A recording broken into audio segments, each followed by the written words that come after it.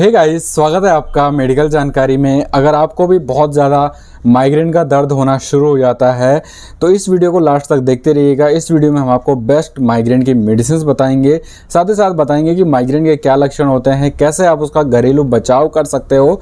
तो लास्ट तक वीडियो को देखते रहिएगा। चैनल पर नए हो तो चैनल को सब्सक्राइब ज़रूर कर लीजिएगा और सब्सक्राइब के साथ बेल आइकन को ज़रूर प्रेस करें ताकि जब भी हम नई वीडियो अपलोड करें तो सबसे पहले वीडियो का नोटिफिकेशन आप सबको मिल सके। देखिए, माइग्रेन होना एक कॉमन चीज़ें हैं, लेकिन जब ये मुख्यतः इस चीज़ से होता है कि जब हमारी मस्तिष्क की जो ब्लड सेल्स होती है, ब्लड वेसल्स होती है, जब वो खिंचाव हो जाते हैं, यानी उसको चौड़ापन आ जाता है, किसी वजह से हो जाता है जिसके कारण आगे हम बात करेंगे, तो उसकी वजह से आपको माइग्रेन का दर्द होना शुरू हो जाता है। और ये दर्द होता है एक ही जगह पर, जैसे पर्टिकुलर एक ही एरिया पर, जैसे यहाँ पर दर्द होना बहुत ज़्यादा शुरू हो जाएगा, जिससे आपको बहुत ज़्यादा दिक्कतें होनी शुरू हो जाएगी। अब हम बात करते हैं इसके माइग्रेन के सबसे पहले सिम्टम्स के बारे में, जैसे आपको समझने में आसानी होगी कि एक्चुअली माइग्रेन का दर्द है भी या नहीं है, क्योंकि माइग्रेन के दर्द के सिम्टम्स जो होते हैं ये कॉमनली इस तरीके से देखने को मिल जाते हैं। जैसे कि एक ही पर्टिकुलर एरिया में दर्द होगा, या फिर यहाँ होगा, या फिर यहाँ होगा, या फिर बैक में होगा, तो इस तरीके से आप समझ सकते हो। दूसरी चीज़, आंखों के आगे जो होगा कालापन या धुंधलापन बहुत ज़्यादा दिखना शुरू हो जाता है। तीसरी चीज़ आता है स्किन में चुभन होना शुरू हो जाएगा। चौथा चीज़, कमजोरी महसूस होना या वीकनेस जैसे लगता है, ऐसा लगता है बिल्कुल बीपी लो हो गया और बस सोते ही रहो। नेक्स्ट आ जाता है जैसे देखने में धुंधलापन आ जाता है या देखने में दिक्कत होनी शुरू हो जाती है। इसके साथ साथ ही बहुत ज़्यादा गुस्सा, चिड़चिड़ापन होना या फिर बहुत ज़्यादा स्ट्रेस लेवल का बढ़ाव होना, इसकी वजह से भी आपको देखने को मिल सकता है।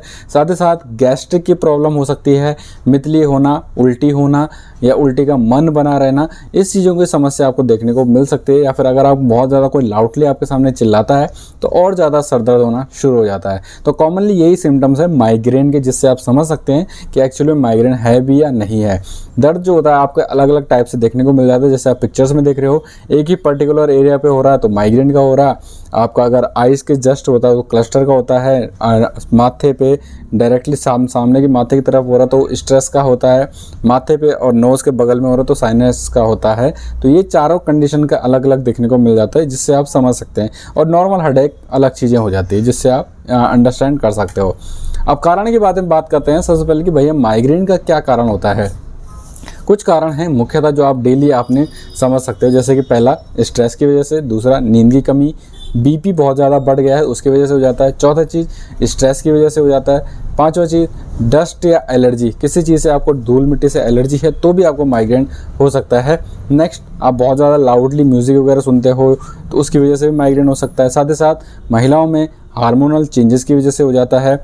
अल्कोहल का कोई यूज़ कर रहा है, स्मोकिंग, तंबाकू का बहुत ज़्यादा यूज़ करता है, उनको भी ये चीज़ें हो सकती है। साथ ही साथ जो लोग बर्थ कंट्रोल पिल्स जैसे कॉन्ट्रासेप्टिव पिल्स आ जाती है उनका यूज़ कर रहे हो तो उनकी वजह से भी ये चीज़ें हो जाती है। और कोई मेडिसिन का ज़्यादा यूज़ करता है, ओवरडोज ले लेता है, तो भी उनको माइग्रेन की समस्या हो सकती है। साथ ही साथ पीरियड्स इरेगुलर वाले जो महिलाएं होती है उनको भी ये चीज़ें देखने को मिल सकती है। तो ये माइग्रेन और इसके लक्षण के कारण हमने आपको बता दिए हैं। अब हम बात कर लेते हैं सबसे पहले इसके घरेलू उपाय, मतलब अगर आपको बचाव कैसे करना है माइग्रेन से, अगर आप बचना चाहते हैं। पहले चीज़, क्लाइमेट चेंज होते समय जो होता है कोल्ड वगैरह, बुखार वगैरह आपको अधिकतर देखने को मिलता है, तो उस समय आपको बहुत ज़्यादा बचाव करना चाहिए।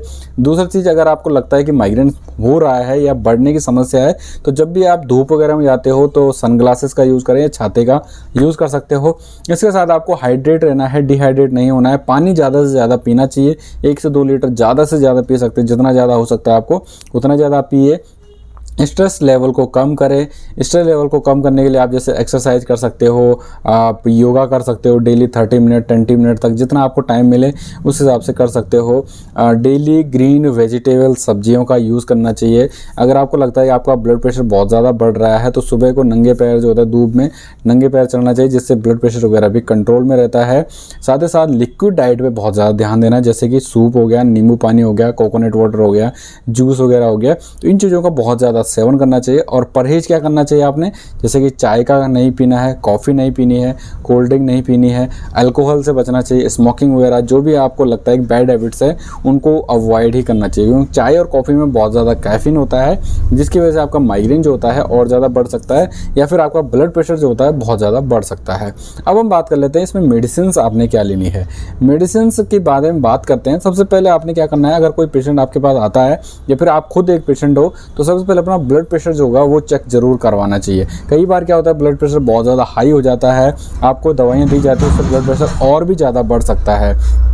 ऐसी कंडीशन में क्या होता है कि उनको बीपी की दवाइयाँ भी दी जाती है साथ में, जो माइग्रेन की दवाई मैं आपको बता रहा हूँ। लेकिन लो है तो उसमें कोई इशू नहीं है, आप डायरेक्टली ये मेडिसिन का यूज़ कर सकते हो। इसमें आता है आपका जो मेडिसिन आता है वो काफ़ी ज़्यादा पॉपुलर है, वैसोग्रेन के नाम से मिल जाती है। इसमें 3 से 4 इंग्रेडिएंट्स डाले गए हैं, जैसे कि आपका एरागोटामाइन हो गया, आपका दूसरा कैफीन हो गया, तीसरा पीसीएम हो गया, चौथा इसमें प्रोपैराज़ाइन होता है। एरागोटामाइन बेसिकली क्या होता है, हेडेक एंड माइग्रेन को रोकने में मदद करता है।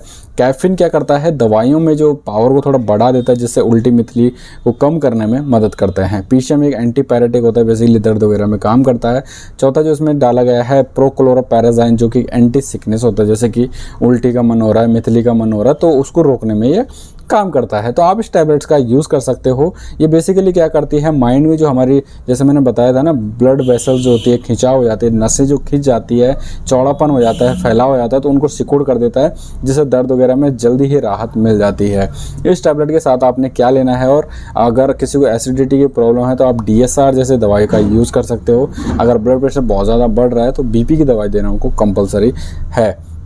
तो इस तरीके से आप समझ सकते हैं। तो इसके साथ साथ ही इसके साइड इफ़ेक्ट्स देखने को क्या मिल सकते हैं, थोड़ा नींद आना, चक्कर आना, बेचैनी होना, ये चीज़ें हो सकती है। डोजेज जो होता है इसका इमरजेंसी कंडीशन में लेना चाहिए, जब आपका दर्द बढ़े तभी जाके इस दवाई को लेना चाहिए। ये एक प्रिस्क्रिप्शन मेडिसिन है, विदाउट डॉक्टर कंसल्ट के यूज़ नहीं करना चाहिए। बच्चों में इस दवाई का यूज़ बिल्कुल भी नहीं करना चाहिए। जब भी आप इस दवाई का यूज़ करें, अपने डॉक्टर से इसके बारे में परामर्श ज़रूर लीजिएगा। तो गाइस, ये था कुछ वैसोग्रेन मेडिसिन के बारे में और माइग्रेन के बारे में डिटेल्स में जानकारी। कारण हमने बता दिए, आपको सिम्टम्स हमने बता दिए, और कुछ घरेलू उपाय भी बता दिए हैं कि माइग्रेन से आप कैसे बच सकते हैं। उम्मीद करूंगा आपको वीडियो समझ में आई होगी। वीडियो को ज़्यादा से ज़्यादा लोगों के साथ शेयर करें, ज़्यादा से ज़्यादा लाइक करें। चैनल पर नए हो तो चैनल को सब्सक्राइब ज़रूर कर लीजिएगा। कुछ डाउट रहेगा तो आप हमें कमेंट बॉक्स में ज़रूर बताइएगा, और कुछ भी कन्फ्यूजन है तो आप हमें इंस्टाग्राम पर डायरेक्टली DM कर सकते हैं, फेसबुक पर भी DM कर सकते हो। सारे के सारे लिंक आपको डिस्क्रिप्शन बॉक्स में मिल जाएंगे। तो मिलते हैं अपने नेक्स्ट वीडियो के साथ। Okay, bye, tata and thank you for watching.